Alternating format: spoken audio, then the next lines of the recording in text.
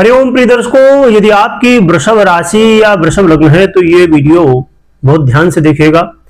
इस वीडियो में हम चर्चा कर रहे हैं एक बहुत ही विशेष बृहस्पति की बहुत ही महत्वपूर्ण योग बनने जा रहा है। ये योग अपने आप में बड़ा श्रेष्ठ है क्योंकि इससे जीवन में बहुत कुछ मिलता है। आपको बहुत कुछ मिलने वाला है इस योग से, परंतु कुछ गलतियां हैं जिन्हें नहीं करनी है बिल्कुल भी। तो उन गलतियों को भी जानेंगे और कौन सा योग संयोग बन रहा है और क्या प्रभाव मिलेगा ये भी जानेंगे। वीडियो को बिना स्किप किए और पूरा देखिए, क्योंकि थोड़ी भी ये आप स्किप करते हैं और कोई भी पॉइंट यहां पर छूटता है तो स्वाभाविक रूप से इसमें कंफ्यूजन की स्थितियां बनती हैं। तो ये कौन सा योग बन रहा है ये जान लेते हैं। प्रिय दर्शकों, शुक्र का परिवर्तन होने जा रहा है मीन राशि पर और 2 मार्च से लेके 19 मार्च तक ये योग बनेगा। 2 मार्च से शुक्र मीन राशि अपनी सबसे प्रिय राशि पर जा रहे हैं, यहां पर उच्च अवस्था को प्राप्त हो जाते हैं, जिसकी वजह से शुक्र और शनि की युति होगी और यहां पर सुंदर भार्या योग का निर्माण होगा। इसे अन्य योगों के नाम से भी जाना जाता है। यह योग नाम से आप समझ पा रहे होंगे सुंदर भार्या, परंतु ये सुंदर भार्या तो देता ही है, परंतु जीवन में और भी बहुत सारे क्षेत्रों में प्रभाव डालता है और बहुत कुछ देने वाला है। जीवन में सुंदर चीजें, जीवन में सुख साधन, जीवन में एक ऐसा बदलाव जो कि हर व्यक्ति चाहता है कि हमारे जीवन में सब कुछ सुंदर हो, सब कुछ अच्छा हो। तो कौन कौन से क्षेत्रों में शुक्र का प्रभाव आप पे पड़ेगा, कहां कहां और कौन कौन से काम आपके बन सकते हैं, ये सब कुछ जानते हैं, उपाय भी जानेंगे। प्रिय दर्शकों, शुक्र का ये जो योग बनने जा रहा है राजयोग, इससे जीवन में आपके इस समय आप देखेंगे कि आप ग्लो कर रहे हैं। आप योग प्राणायाम में ध्यान देंगे, अपने आप को सुंदर कैसे बनाया जाए इसमें आपका ध्यान बहुत ज्यादा रहने वाला है और ऐसी एक्टिविटी, ऐसी चीजें होंगी जिसकी वजह से आपके चेहरे में निखार आएगा।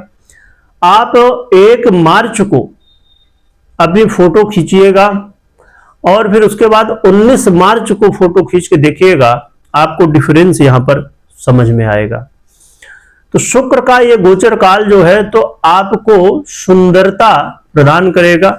आप कैसे सुंदर दिखे, कैसे और अच्छा आपका प्रभाव हो, इसमें आपका फोकस जाएगा। परंतु उससे भी ज्यादा प्रभाव जो शुक्र का सबसे ज्यादा प्रभाव देखने को मिलेगा आपके फाइनेंस में। आप अपने जीवन में यदि फाइनेंस को लेके परेशान हैं, समस्याओं से जूझ रहे हैं और चाहते हैं कि फाइनेंस की प्रॉब्लम दूर हो, तो इस समय आपको प्रयास करना चाहिए, क्योंकि शुक्र आपके स्वयं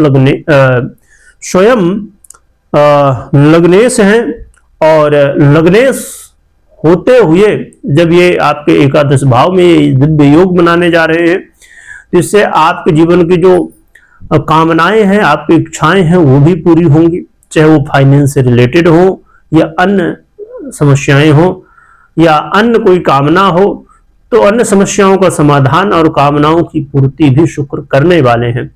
जिसकी वजह से यदि आपके जीवन में किसी तरह की आपकी कोई इच्छा है तो उसे भी आप इस समय प्रयास कर सकते हैं।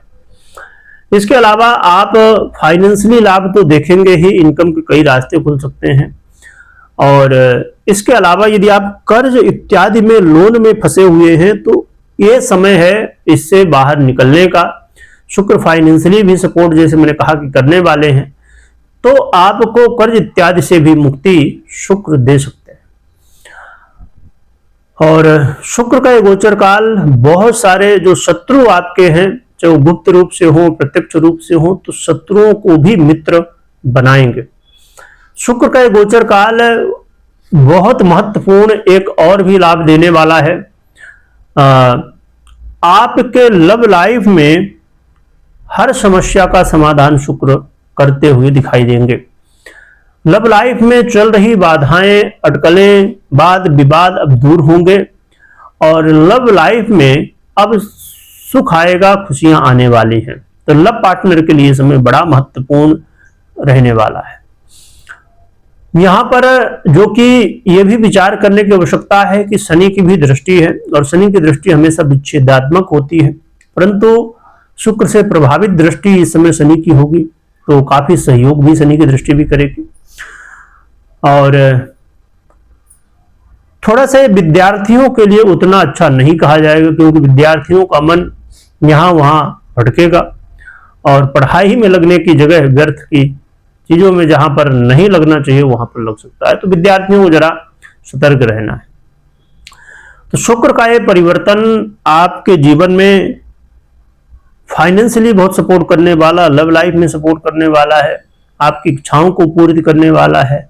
आपके जीवन में आपको खुद ये दिखाई देगा कि आप खुद ग्रो हो रहे हैं।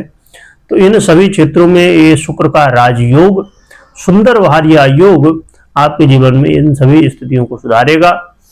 और क्या उपाय करना चाहिए जिससे शुक्र के इस परिवर्तन और इस राजयोग से आपको महत्वपूर्ण लाभ मिल सके? तो इसके लिए आप सबसे पहली चीज की गलतियां कुछ जो हैं उनको करने से बचिएगा और फिर उपाय करिएगा। गलतियां क्या हैं? गलतियां यहां पर आपको आलस्य बिल्कुल नहीं करना और आपको समय समय पर योग प्राणायाम क्या कैसा आपके हेल्थ के लिए बेहतर हो सकता है इसके लिए प्रयास करते रहिए। खान पान में संयम बरतिए और अपने बॉस और खासकर जो आपसे श्रेष्ठ लोग हैं, आपसे बड़े हैं, चाहे वो पद में हो, चाहे वो उम्र में हो या जैसे भी, तो आपसे जो बड़े हैं उनके साथ अपना व्यवहार बहुत अच्छा रखिए, प्रेम व्यवहार बनाए रखिए। और जीवन में धैर्य और देखिए, जीवन में इस समय आपको बिल्कुल भी ये नहीं करना कि किसी के प्रति आपका जो व्यवहार है वो रूखा हो। आपको सबसे मिलजुल के रहने की आवश्यकता है और धैर्य बहुत रखिएगा। धैर्य यहाँ पर बहुत आवश्यक है।